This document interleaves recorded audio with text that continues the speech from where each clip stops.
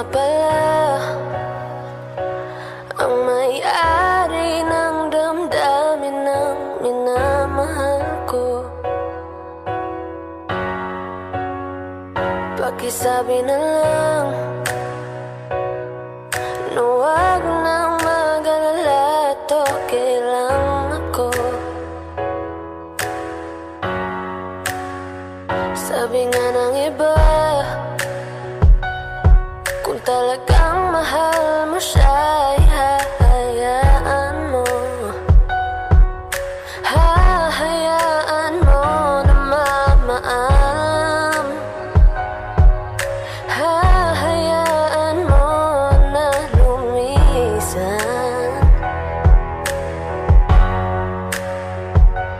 Kaya tumihiling ako kay Bathala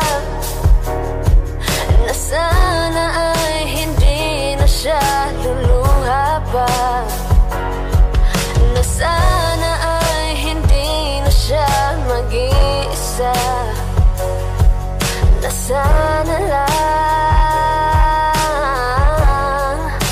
ingatan mo siya. Sukad sa atong panag-uyab kay nagbag-og yud ako, nalikay ako sa bisyo nagbinot anajud ko. Sa imo nabatian ng kugmang wala sa uban, di ko kalimot ni ana katong okay pang tanan. Sa dihang niabot na ang panahong dili ko uyon, tungod sa pagkakulangon ko sa imo og atensyon. Pero dili man ka na unta ang atong basihanan, kasabot lang unta ka na akong gipaning kamutan, na mahatag ko sa imo ang tanan-tanan. Pero wala na'y mabukat kay ikaw na'y napulan, wala nakakahulat na maukay kining tanan. Ug gidawat na lang ni bisag sakit sa akong buhan, nilabay pila ka tubig sukad na mahitabo, nakalingkawas ako sa sakit na panghitabo.